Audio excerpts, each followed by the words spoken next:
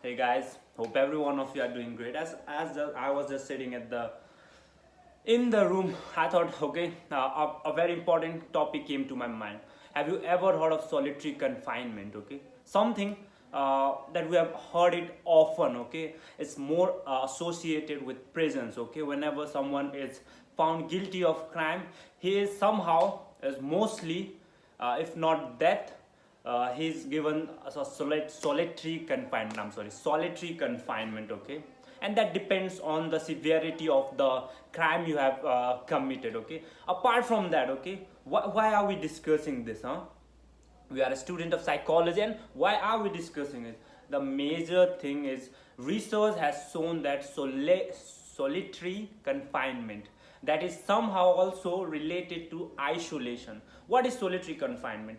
It is a procedure, it's a process where an individual is confined to a limited space where there's no social interaction or a very limited social interaction. So when there's no social reaction or when there's no social interaction, we are trying to find out what happens to your brain, what happens to your mind, what happens to your behavior, what happens. Okay, we have all faced some kind of solitary confinement. Do you remember 2020, the era of COVID-19, the epidemic? And did you remember lockdowns?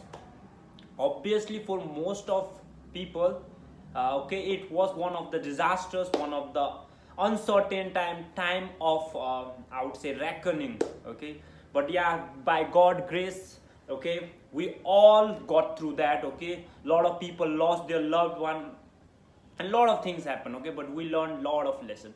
But we were talking about social isolation or solitary confinement during the time of lockdown. We all felt, at initial it was good, we were getting some time for ourselves. Okay, we were working on ourselves, we were working our hobbies, we were spending time binge watching a lot of things. Okay, there's a lot of time, and now you don't have to travel to your work, you don't have to see a lot of people. And especially it was, I would say it was a bingo or bonanza for those introverts and those shy people. Okay, but at the same time, a prolonged isolation, a prolonged lockdown. What happened then? Then it started creating a lot of problem. What kind of problem?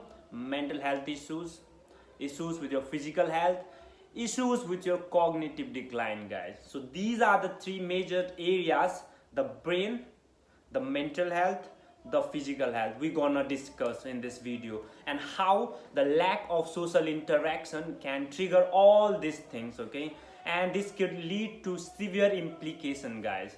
That's why I always mention out to people, definitely people are there, introvert, shy people, or there are people with social anxiousness. I tell them out. Okay, being at your own zone is very beautiful, but without a social interaction, you are actually causing a problem to your physical health, to your cognitive brain, as well as your mental health.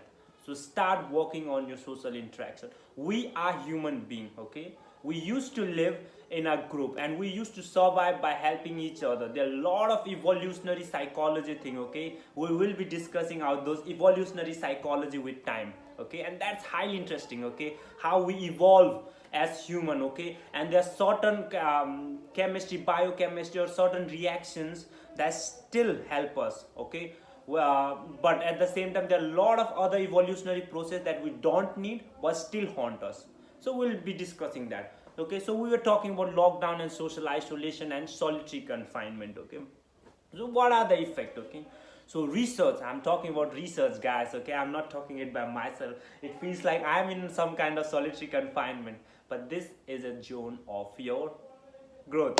So yeah, first and foremost, okay, when it comes to cognition, okay, your brain, after a long or a good amount of social isolation, must start declining, because you are not getting those sensory input in your brain that makes your sensory input or your senses active. Okay, that somehow is creating problem with lot of brain parts. Okay, guys, first and foremost, if you are not having those senses, okay, those interaction, okay, with the environment, with the other people out there, your brain is saying that let be passive, let be demotivated, and slowly and gradually that brings the cognitive decline, because the brain works in a very complex manner.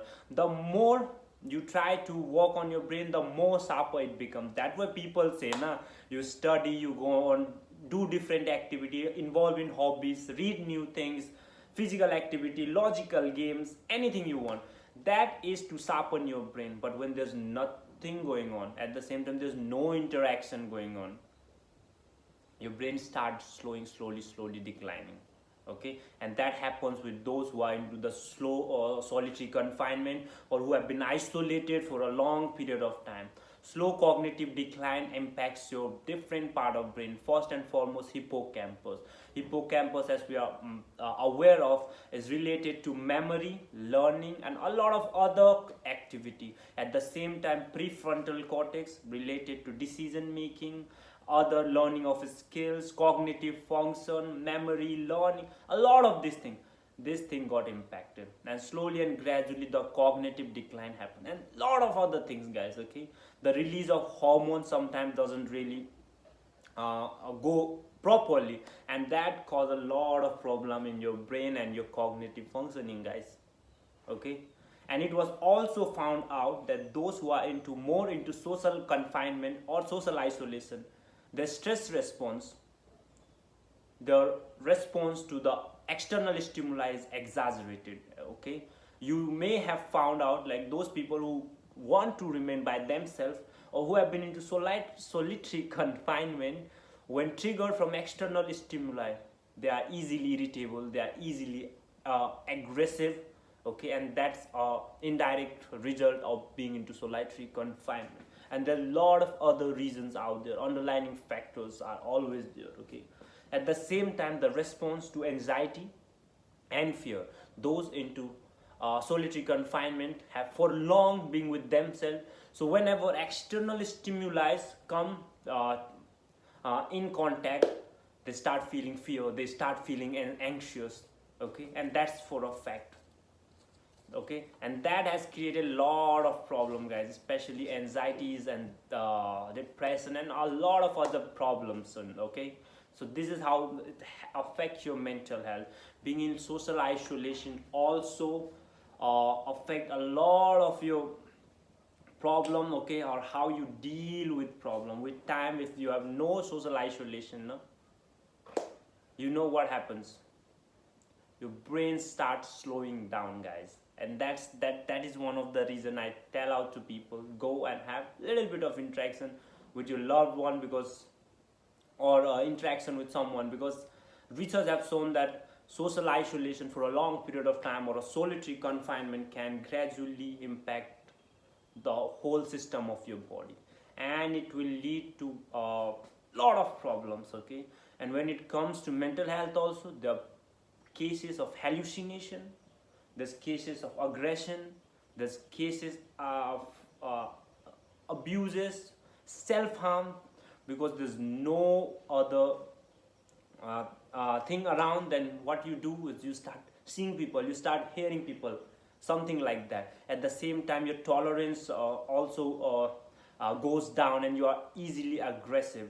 Okay, so these are the common features that someone who is so socially isolated for a long period of time, or has been in solitary confinement, face some problems. Okay, especially we are aware mentally ill people are sometimes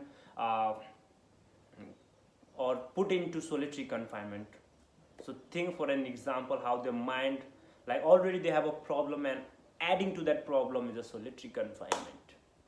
So yeah, that's a different issue. But at the same time, for those normal people out there, okay, who thought that self-isolation is a great thing, sometimes it's good, but isolation for a long period of time is of no use, because we are human who lives in social setting, and we work better in social setting. We can I think grow more in social setting. So that was it, guys. At the same time, talking about physical, when your brain is less motivated, then your physical body will react by himself. okay, and it will definitely slow down. At the same time, the immune system, research has shown that, I'm not talking by myself, research has shown that immune system also gets weakened when you are into the solitary confinement or socially isolated for a long time, okay. Then your body react because it's not getting the proper thing, even the, because we need different thing in our life, okay.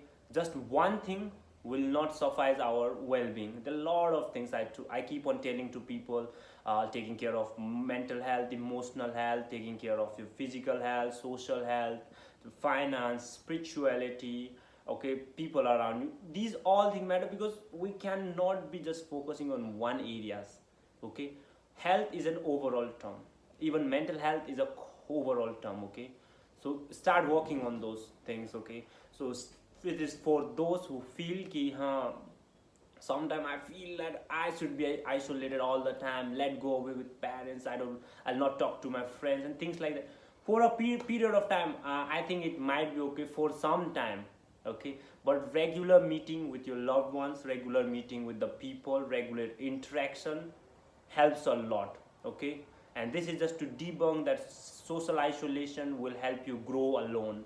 No, that doesn't happen. If you want to grow along with other peoples, okay. Grow with the help of other people, grow in a society, not don't grow by alone and isolation. And people may be thinking like, who is he talking to, okay, like he's in his room. Yeah, that's a part of, yeah, I told, no, sometimes it's part of isolation is self-isolation, but not for that too long amount, okay. Because long amount, I've already mentioned, will impact your cognition, will impact your brain functioning, will impact your mental health, will impact your mood, will impact your physical scenario. At the same time, your ability to deal with people, your ability to react, all these things will be hampered. So start taking care of your social health, guys. I'll just tell you that go and interact with people, okay. Make good friends. Even if you are someone who doesn't like to involve much into people, just meet with your loved ones in a regular interval, so that your brain doesn't think he is socially isolated. Now he's into the confinement of brain.